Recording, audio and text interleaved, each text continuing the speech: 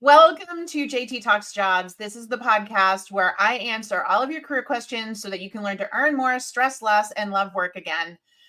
So many people out there right now are dealing with some sort of career crisis, and ironically, they never think to work with a career coach. You are all in business for yourself, right? But it doesn't mean you have to be in business by yourself. Businesses have board of advisors and C-suites full of people that are guiding them in a direction. Who's guiding you? Who's making sure that your business of one gets everything that it wants and deserves in life? If you don't have someone, today's your lucky day, because that's what JT Talks Jobs, the podcast, is all about. I am answering your questions in real time and giving you the right information at the right time so that you can make the right decisions. One of the things that you will learn very quickly with me is that anytime you're working on your career as a 20-year career coaching veteran, I know that the secret to success is three things. And that is strategies, tools, and tactics. Every single one of us, whatever we're trying to make happen in our career, need to have the right strategy, tools, and tactics to make that happen. Unfortunately, most of us don't know them. And that's where the mistakes come from. So when I can unlock that for you, when I can help you gain that knowledge, you become more powerful, you become more successful. And that starts here and now. So if you have a question today, please pop it in the chat. I am so excited. I am currently live on LinkedIn, on YouTube, on TikTok, any one of your favorite social platforms, as long as it's one of those three. And I'm looking to answer as many questions as I can over the course of the next hour. So let's get into it and see who we have here and what's going on. I'm going to give a shout out to all my folks. I'm going to scroll up here and give a shout out to my, oh my goodness, trying to get it to start here on TikTok. It's always so hard with TikTok. It loves to give me a hard time. Let me see what I can do here. Let me close that. There we go. I'm trying to get there we go. Trying to get those comments up there. Here we go.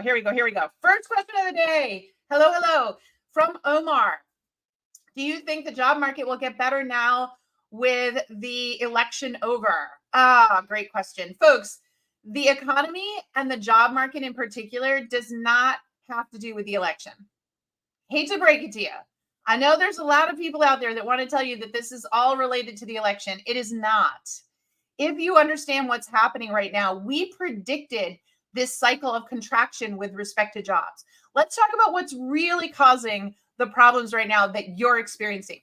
We are in what's called a white-collar job recession, meaning the number of jobs, college-educated white-collar jobs that are available have massively contracted. What led to that?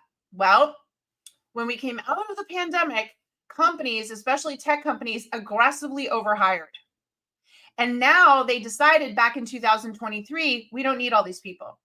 So in 2023, we saw a massive amount of tech layoffs. Now we know in this industry, if you've been in it like I have for over 2 decades, that when the tech industry starts to restructure and does a lot of layoffs, it's like a domino effect.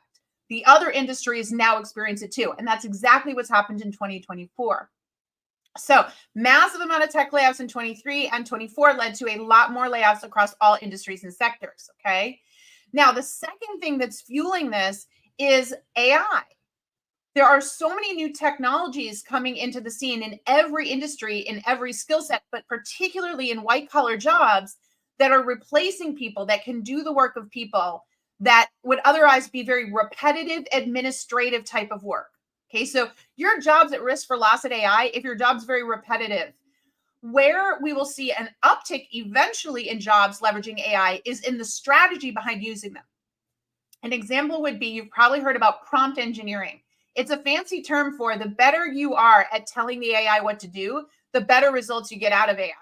So there's going to be a lot of amazing jobs in the next 5 years that are AI driven. Jobs that don't even exist yet, but right now they haven't happened. The contraction happens first, then we see the expansion. A really good thing for you to know is that the bigger the disruption, the bigger the innovation. We are seeing a massive amount of disruption right now, which is hurting the job economy, but eventually the innovation will lead to a lot of new companies and new growth and new jobs, and that's really exciting. You see, when it comes to this stuff, it's like a pendulum. It swings back and forth, right? And right now we're in the not good cycle of it for the job seeker. Not enough jobs, too many people looking. In fact, I was at LinkedIn's largest conference last week with over 1,800 talent executives, right? Invitation only event. And they shared data that says right now, for every one job, there are 2.5 people and climbing. That's very different. Remember when we came out of the pandemic and everybody was saying there's 2 jobs for every one person? We are the complete opposite and then some right now. And so you have got to adapt your strategies to reflect that. But that's what's going on in the marketplace right now. Now, my prediction, as somebody who's been through this multiple times, is that we will see the restructuring continue along for the first quarter or two of 2025. It will level out and we'll start to see things really improve in technology first and then the rest of the industries by the end of 2025.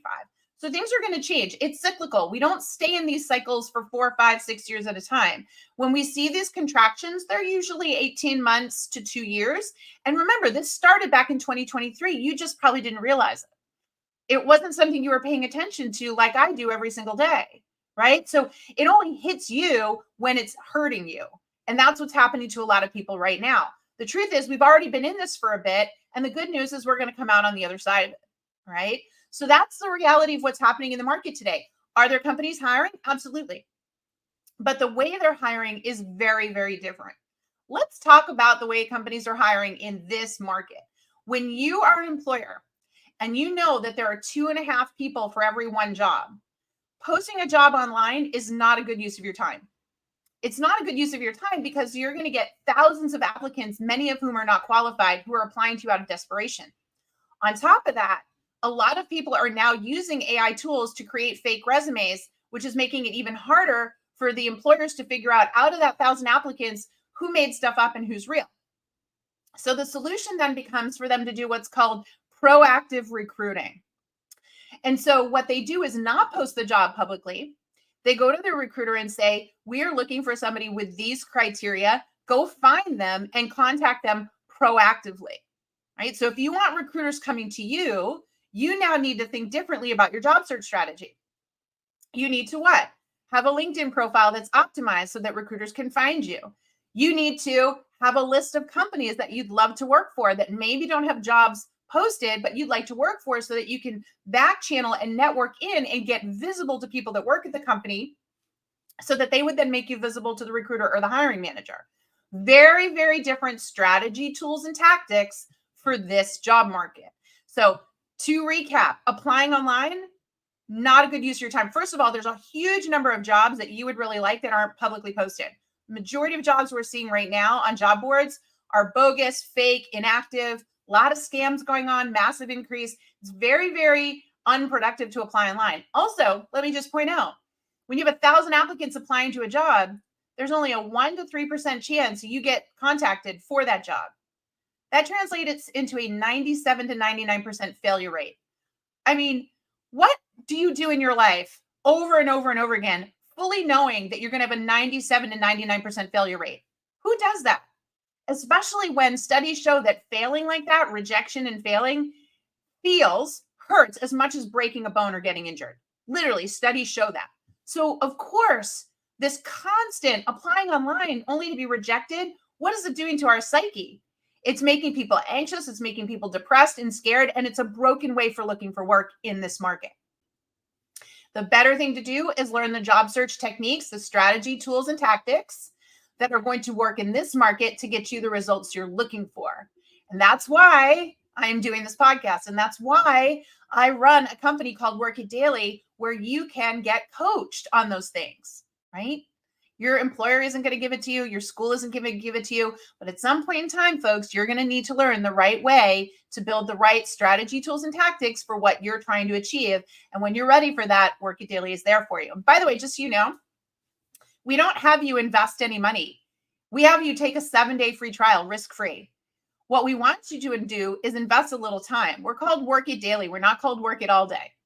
Work It Daily means if you can come in and 15 minutes a day, watch a video and do a little activity, we're going to start teaching you what you need to know to get the results you're looking for. And you try it free for 7 days. I need you to invest in yourself. People who believe in themselves, invest in themselves. Think about it. Anytime you've really believed in your ability to do something, you've invested in yourself. I'm asking you to invest time, 15 minutes a day. If you believe in yourself and you're ready to get the results that you want and deserve, then it's time to invest in yourself with a 7-day free trial at Work It Daily. Awesome. Very good. All right. Let's take a look. Should you take a job at a startup with no clear plans for promotions? Ooh, I love this question. Should you take a job at a startup in 2025? That is $1 million question, and I would love to answer that for you because the big fat answer is yes. Okay. Startups are going to surge in 2025. A lot of very talented people who got laid off from big famous companies are going to say, it's my time to start my company. I have an idea. Why do I want to work for someone else? Now is the time for me to start a company. So there are lots and lots of startups in little incubator phase right now. Very quickly, a lot of them will prove themselves out and start to grow. When they are in that growth phase, they are looking for people that can wear many hats. They are looking for people that can roll up their sleeves and do different things. So they're usually going to be really honest with you and say, hey, if you come in, this is the kind of stuff you're going to be working on. I mean, we'll give you a job title, but your job's really going to change day to day. And if we all succeed together, there will be growth. They're being honest with you.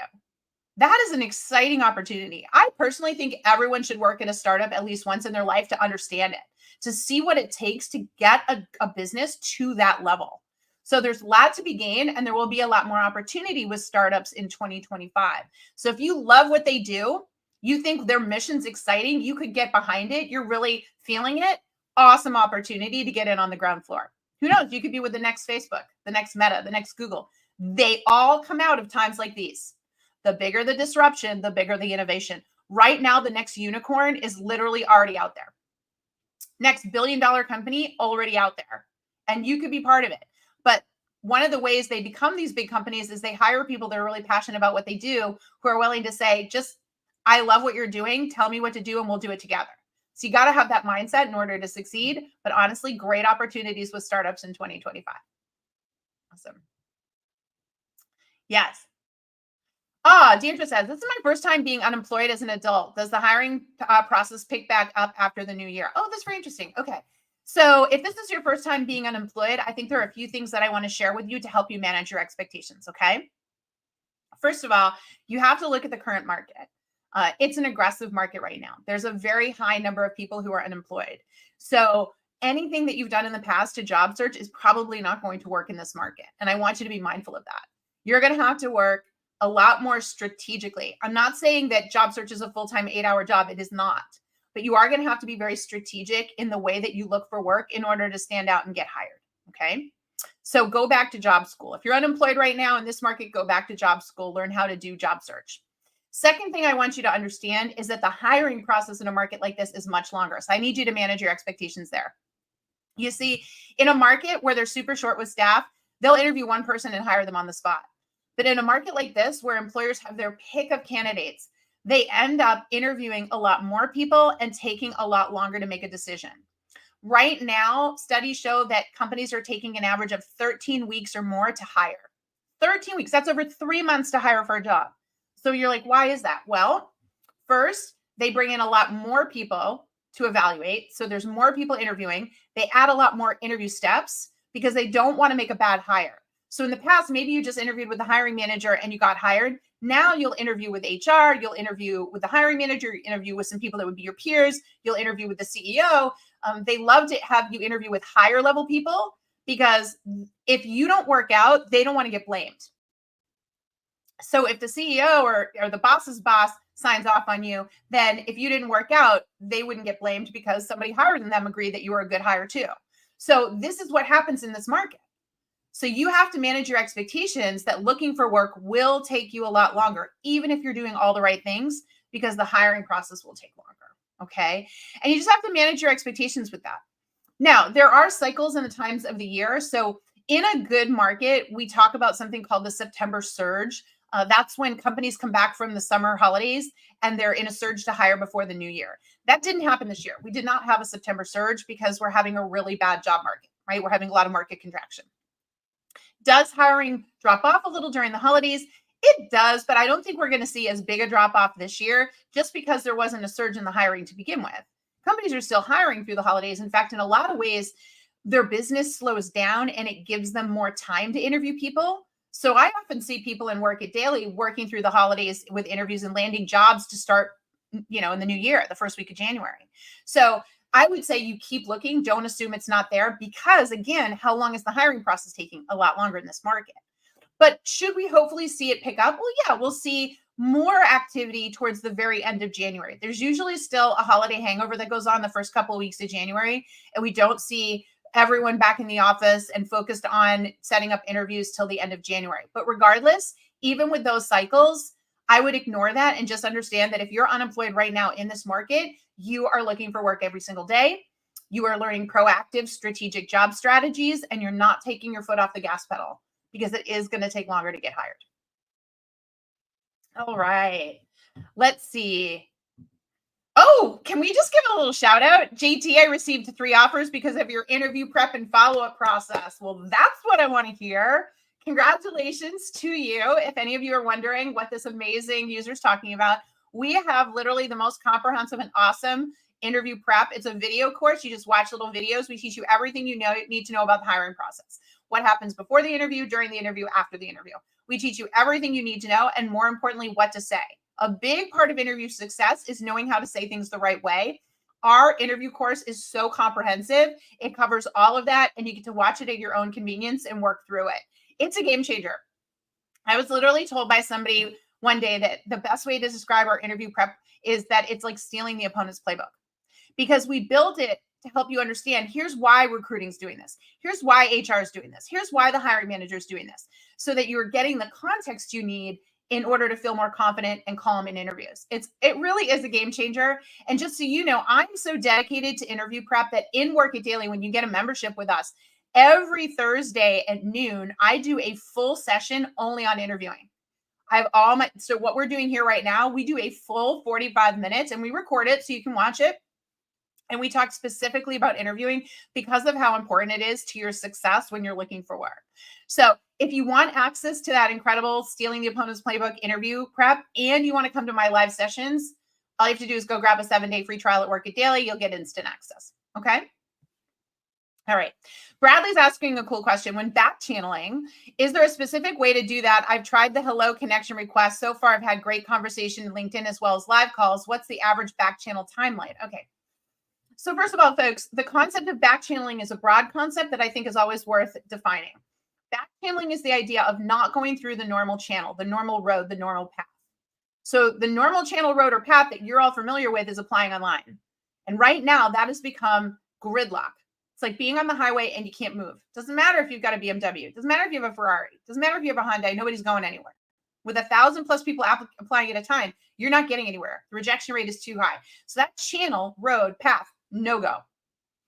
Back channeling is taking an alternative route where less people travel. Now, why is it an alternative route that less people travel? Because it creates friction.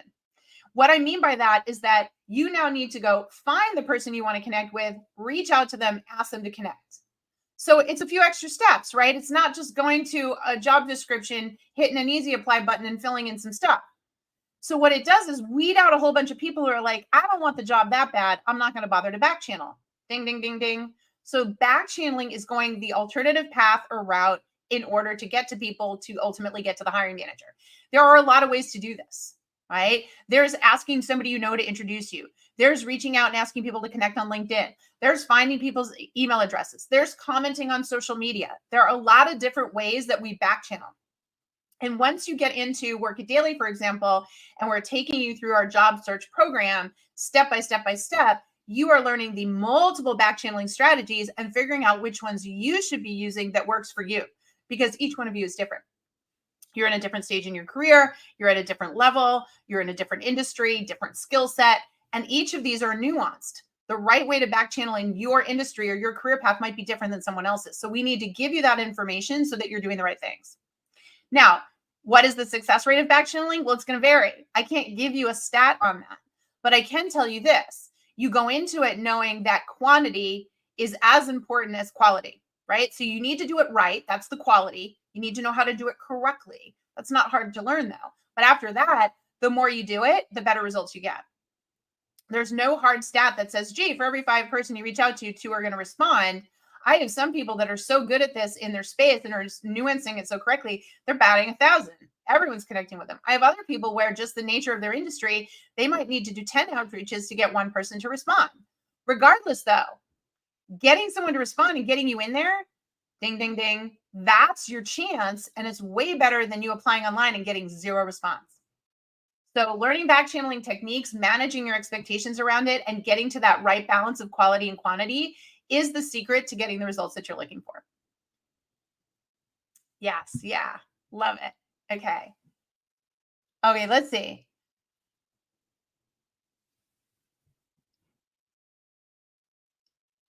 Oh, I love it. Okay. This is a really great question. I just used your resume to apply for a job I really want. It felt simple, but I'm trusting it. That's what I want to hear. Let's talk about simple resumes and why they are the best resume for you to have in this job market.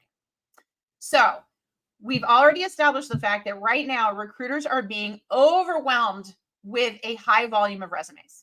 Okay. If they posted a job in the past, maybe they get 50 applicants. Now they get 500 in a matter of 48 hours. That is why a lot of companies are not even bothering to post jobs anymore and instead are creating a hidden job market where you have to back channel to find them. But when a recruiter gets a bunch of resumes, the last thing they want to look at is a really busy, heavy resume. So I see people all the time, and it pains me because a lot of these people wasted money with a resume writer. See, resume writers don't write the resume for the recruiter. They write to make you feel better about yourself. So what they do is they fluff up the resume. They add all this fancy language. They make it 3 pages long with 1/2-inch margins and 7-point font and put everything you've ever done on there. And you feel so good about yourself, right? Because it feels heavy, right? It feels weighted. That's the problem. It's so heavy. It's so overwhelming. A recruiter can't read it. If a recruiter's sitting with a stack of 500 resumes, do you seriously think they want to spend 30 minutes looking at every resume top to bottom? They can't. So recruiters are trained to skim resumes. The human eye works in a Z pattern, and they are trained to look for 5 or 6 things that would qualify you to be considered for the job. So they do not read your resume top to bottom. If you want them to qualify you, the right thing to do in this market is to make your resume less dense, lighter, skimmable is what we call it. We call it the 6-second skimmable resume. And our format is built to do that because it shows you what to put where so that when a recruiter opens it up, in 6 seconds, they go check, check, check, check, check. Oh, this person has all the things I was told to look for to consider them for the job. Let me set them up for an interview. Let me contact them. That's why our resume format works so well.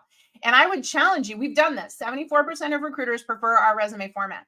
And I'll tell you why. Because I can take your old, dense, overdone resume, which makes you look desperate and narcissistic and outdated, and I can take you your new, improved, easy, skimmable resume from Work It Daily, and I can give that to somebody for 6 seconds and take it away, right? So give them one resume, take it away, other resume, and I guarantee you they will be able to recall more about you with our resume than the other one because it was less busy. It was easier to lock my eye in and see and absorb who this person was with our 6-second skimmable resume. So folks, you got to trust the process. I tell people in our platform, you watch this little video tutorial in Work It Daily, and then we give you our template. You watch the video and you just fill it in and boom, you're done. And I tell people, look, your resume is going to look boring. It's going to look dry as toast. It's going to feel so basic. And then all of a sudden people are going to respond to you. And it's because they can actually read it. So folks, don't sleep on this. The 6-second skimmable resume is the resume you need in this job market, not the dense, heavy, overdone resume that a lot of people are using. And unfortunately, a lot of resume writers are using to scam you. So be careful. Yeah. Yeah. Yes. Is surviving layoffs? Ooh, this is interesting. Is surviving a layoff during this market a good thing to share in a job interview? That is a very interesting question because if you think about it, you're thinking, well, I survived a layoff, so that must mean I'm in demand. I would be careful with that because saying that comes across a little self-righteous, a little self-important, a little bit narcissistic, the fact that you think you're better than. And I'll be honest with you, a lot of really talented people lose their jobs in layoffs because the company is making a business decision to not go in that direction. It had zero to do with their skill set. I tell all of you that get laid off, that was a business decision. That didn't have to do with you. And the easiest way to know that is when you get laid off, ask them, am I eligible for rehire? If they say yes, that was truly a layoff. That was their fault, not yours. If they say no, you're not eligible for rehire, that's a firing. That's a performance issue. But for many, many, many of you listening to this, you were laid off, meaning if they were going in that direction or they needed you, they'd hire you or they'd keep you. But in this case, the company was making cuts and this is where they decided to cut. So I don't think you should be in an interview saying, hey, I survived 3 rounds of layoffs. I don't think that sends the right message. It actually shows an insensitivity to the fact that layoffs are a business decision. They don't have to do with the person. Speaking of which, I want to give a little tip to all my folks that have been laid off right now. You have to make sure that you make peace with your emotions around a layoff. The first thing I have people do inside Work It Daily when they've been laid off is make sure that we go through the process of grieving it, letting the anger out, the frustration out, and putting it behind you. Because when you go on interviews, we are trained to read your body language, your facial expressions, your voice tone, your word choice. Your communication resonates with us. And you might think you're amazing at hiding it, but you're not. So when we say to you, why'd you leave your last job? You have to be able to answer that in a very factual and balanced way that tells me that you're okay with it and that there's nothing to be concerned about. So if I ask you, hey, why'd you leave your last job? And you're like, well, there was a layoff. I was part of a layoff. But, I had great performance reviews before that, and it was really unexpected. You sound suspect. You sound defensive. You sound emotional. That immediately makes the person on the other side go, what is this person hiding? When you share emotion like that in an interview, we immediately go to what's driving this emotion? Because we know there's three sides to every story. Yours, theirs, and the truth is somewhere in the middle. That's human nature. So for me, I've got to get you to a place where you can say something very simply. And let me give you the formula for that. If they ask you why you left your last job, you can say, that's a great question. I was part of a layoff. There were X people laid off and I was one of them. That's it. Tell me how many people were laid off. Tell me what percentage of the workforce. Give me the facts and that's it. That's it. That's all that we need to know. There's nothing to be emotional about.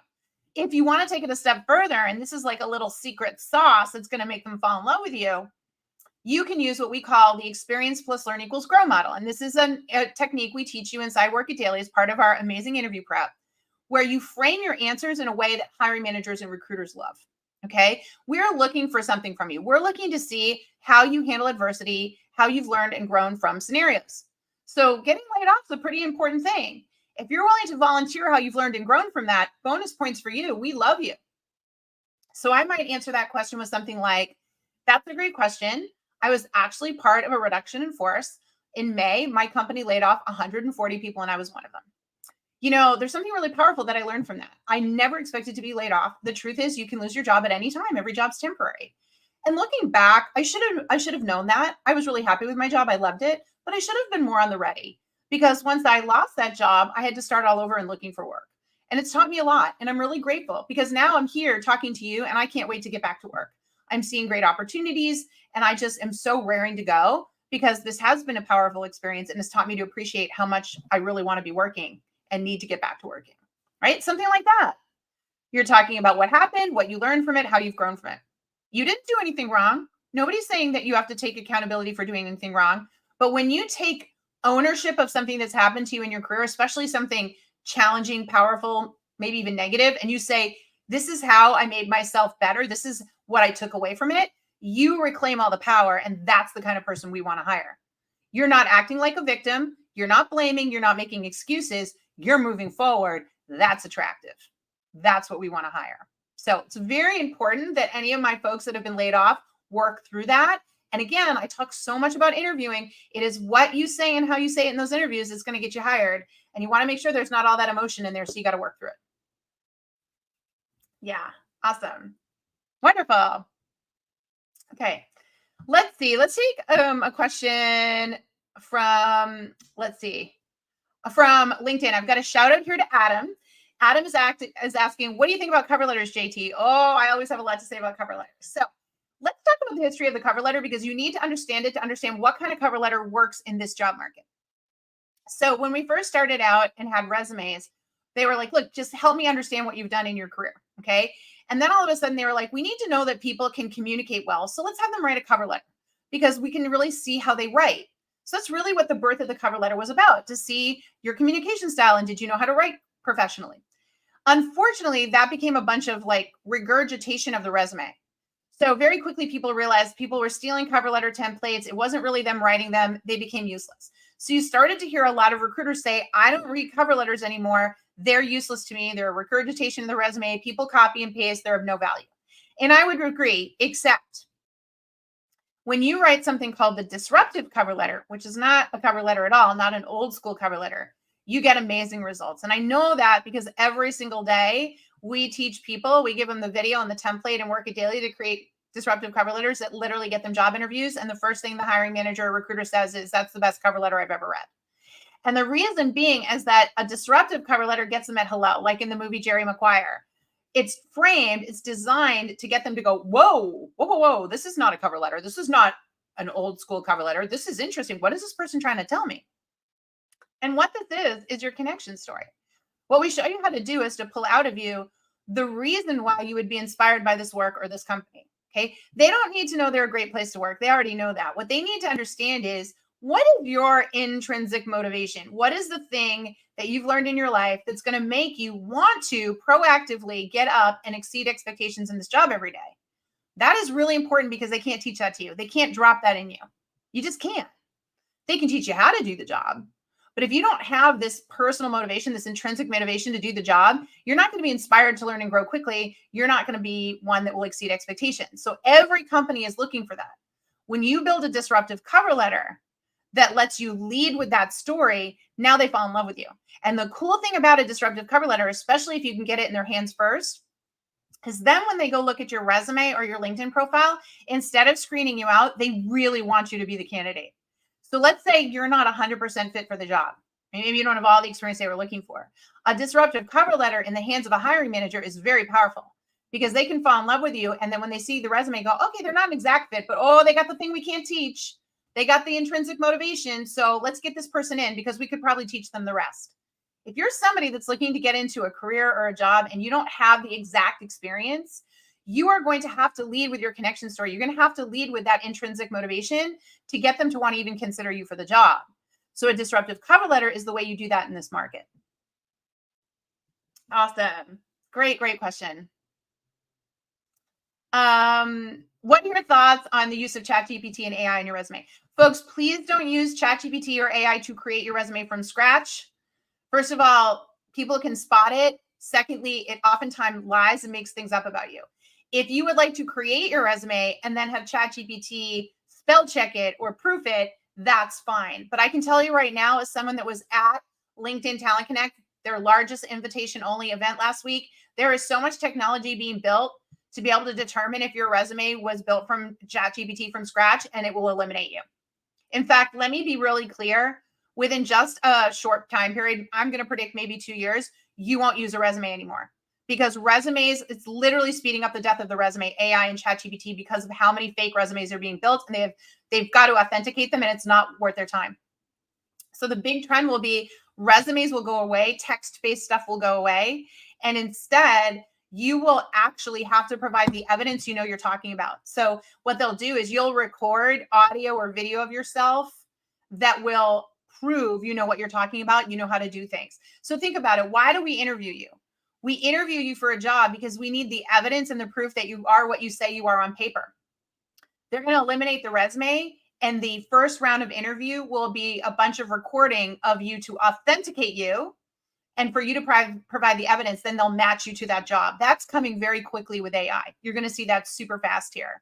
So good news is you won't have to have a resume in the near future. The bad news is whether you like it or not, you're going to have to prove you know what you're talking about, which is once again why studying interview prep, especially our interview prep, and learning what to say and how to say it will become very, very important. We're not having you fake anything. I don't teach you how to fake anything. I teach you how to frame your answers using your knowledge and experience in a way that they need to hear it. That is very, very important. Communication will become everything. And I'm not talking about you having to be some sort of extrovert or professional speaker. I'm just saying if you don't know how to communicate your value properly, you will struggle going forward. Every single person listening to this live today has a UVA, a unique value add. You need to be able to articulate that UVA. You will have to be a stronger communicator than ever before. Yeah, that is just the reality of where we're going. And that's going to work in the favor of a lot of people. One of the things that I'm excited about as we remove the resume and we get into this is that people who have non-traditional backgrounds are going to get job opportunities they never got before. If you've ever been somebody who wanted to switch industries or switch careers and you just kept getting shut out because you didn't have the exact experience, you are going to love the future. Because if you can provide the evidence, if you can share and articulate your transferable skills and how you can do that job, you will be considered the way these new formats are going to be rolling. So it's very exciting times ahead for people that want to pivot in a way that career changing has always been notoriously difficult because of the way hiring is done, but that's going to change here pretty quickly in the next 2 years. Yeah. Excellent. Wonderful, wonderful. Yeah. Hey, questions for you. So are you enjoying this so far? If you are, will you give me a yes in the comments or a like or a share? What are you thinking of my podcast, JT Talks Jobs? Are you finding it helpful? I go live. This podcast is live every Tuesday, Wednesday, and Thursday. You will find it on LinkedIn, YouTube, and TikTok. And pretty soon, I am going to be revealing something very spectacular for all of you, but I can't share it with you yet. So please follow me on your favorite social platform. You will get reminders. And the good news is that you're able to see the recording, especially if you follow me on LinkedIn or if you follow us on YouTube. So if you have either of those, you might want to go over and follow us because you'll be able to watch all of the recordings. They're there publicly, but also pretty soon I'm going to be revealing something very exciting, which is one of the reasons why I'm going live now 3 days a week with you all. Yes, I'm so glad. Let's see. Can you help out with the disability questions I'm asking? So let's see. Let me see if I can go back and find this. Do you have tips on interviewing when you need to work remotely due to a disability? Okay, let's talk about that. Yeah, absolutely. So folks, if you have a disability, right, you first need to get really clear on what work you can and cannot do. It stinks. I'm not going to lie. It stinks. Not every job is available to you. I get that. But for you to feel satisfied and successful, we do a lot of discovery around what work is going to work best for you. Right? So at Work It Daily, we're going to figure it out. Like, how many hours can you work? What does it involve? And we need to figure out the value that you bring. Companies pay you based on value. If they're going to pay you, they have to make sure that they're going to make the money back, right? So let's use simple terms here. If I'm paying you $10 an hour, it's actually costing me about $14 an hour to hire you. I have taxes and other things to pay beyond your $10, just so you know, all right? So I need to know that the work you're doing is going to make back at least $14 an hour. Okay, I need you to save me money or make me money in order to justify the cost. Otherwise, you are costing me money and that's hurting the business, right? Makes sense. So any of us needs to be very clear on what our UVA is, our unique value add. When you're working with a disability, you've got to be even more clear because your options are going to become more focused, right? We could say limited, but for me, I like to say focused because at least we're going to be able to dial in on what you can do so that we can go find the employers who can hire you for that see the value in that. Okay. Now, if working remotely is one of them, we need to know why.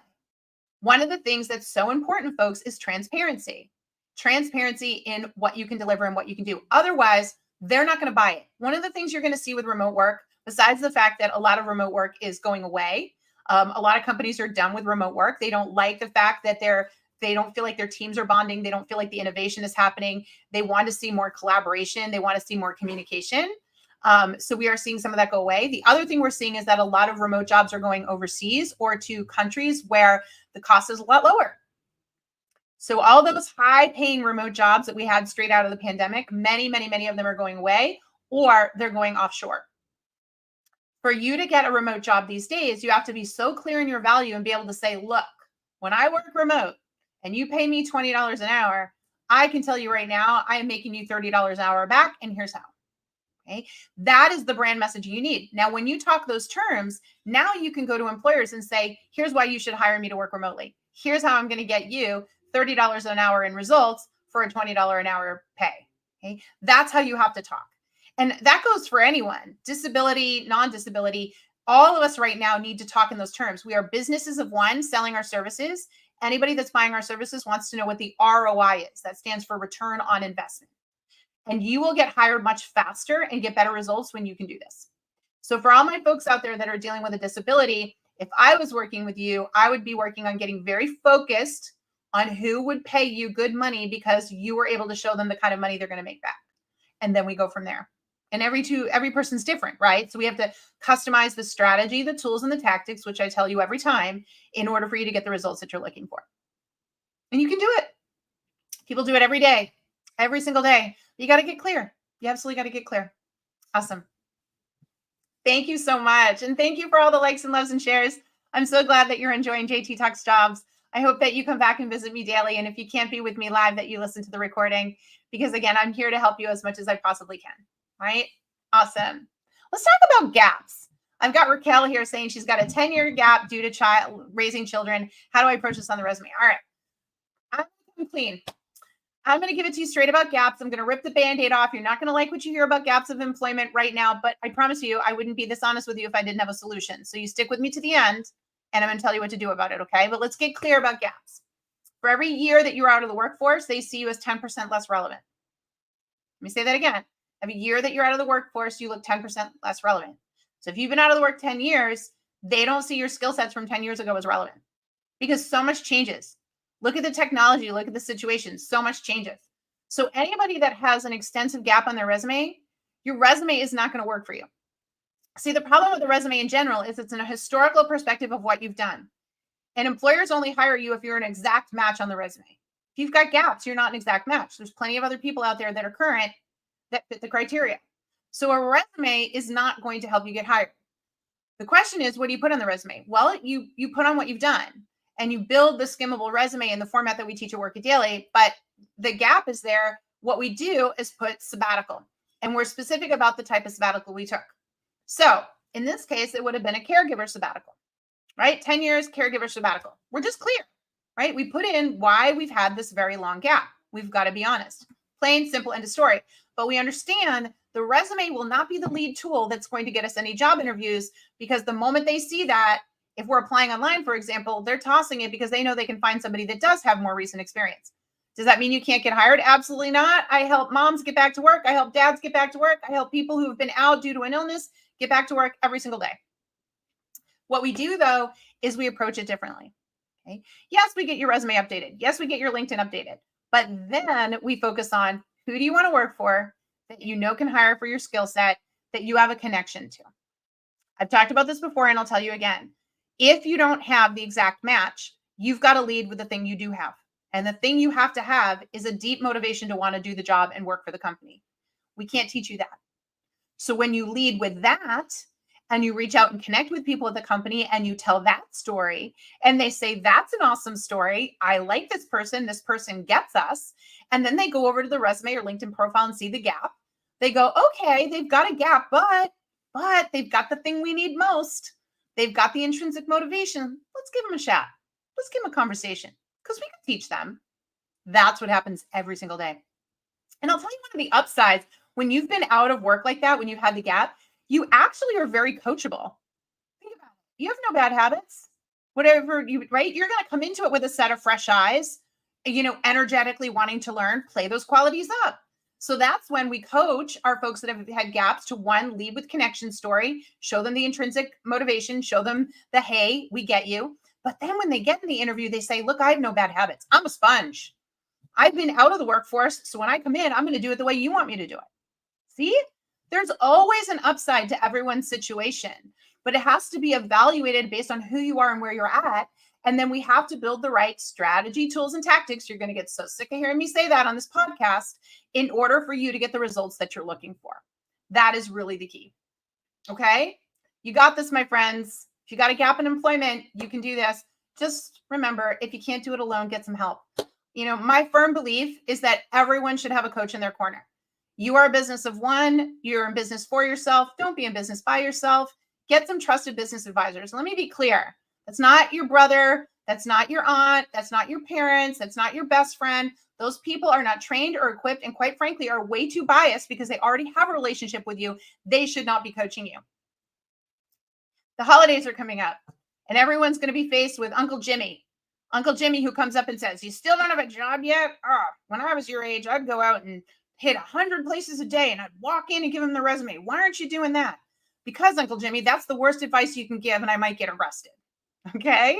So please make sure, whether you take it from me or someone else, you're taking your advice on job search and career coaching from a trusted, proven person who can back it up. All right? And more importantly, you have relationships with people in your life. They don't need to bear the weight of the relationship of you looking for work. Let that be our job at Work It Daily. Let that be your coach's job. Awesome. All right, everyone. Thank you so much for letting me share that. Let's see. What else do we got going on here today? Hold on. I got I'm trying to find more questions. Let's see.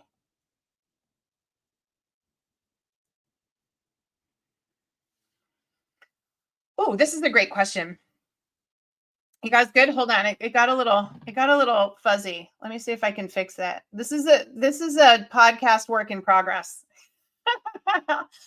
when you're running the tech of your own podcast, it can be a little dicey. It can be a little dicey. All right, let's take this question. The question from Sarah is it okay to reach out to a recruiter on LinkedIn to introduce yourself? All right. Normally, in a regular job market, I would say absolutely. Message that recruiter, introduce yourself. The problem is in this specific job market at the time I'm recording this, everyone's doing that. People are like, okay, wait, I can't get through the online application and I was told to back channel. So let me just go to the recruiter and say, here I am. I just applied to your job. Pick me, right? So when I was at this conference last week with LinkedIn and there were 1,800 talent executives there from around the world, they were saying their recruiters and their HR managers are just getting slammed with people trying to connect with them and they're telling them to ignore them. Because in this market, people are what? Aggressive. The better solution is to not try to reach the recruiter. It's to actually try to back channel with people that would work in the department that that job would be in. Those individuals are being told right now, look, there's a lot of competition out there for the job. We want the people that are putting skin in the game. We want the people that are going the extra step and are doing the extra hustle. That shows they really want to work for us. So if somebody in this department has somebody reach out to them to say they're really interested in working for us and gives a great story why, and you look at their profile and think they're a fit, forward them to recruiting. That's what's working right now. So the nice thing about that is that those individuals aren't getting inundated because the majority of people, A, don't think to do that, but B, not everybody's going to the same people. So your better technique right now is not to hit up HR or recruiting, but to actually find people in the organization, specifically the department, and try to reach out to them that way. And we have a step-by-step process, by the way. This is a really common back channeling technique. It's one of the many we teach in Work It Daily. And we actually give you the verbiage, how to set the connection request, how to respond, how to follow up. So if you want to learn that step-by-step, it's over in Work It Daily. Go grab your 7-day free trial and learn that technique. It's going to be worth it. But right now, I would not advise you to hit up the recruiters. They're just overwhelmed with requests. They're going to ignore you. The people that work in the department are the better people to try to connect with. Yeah, awesome. All right, and I want to give a shout out to Bradley, who just signed up for a free trial.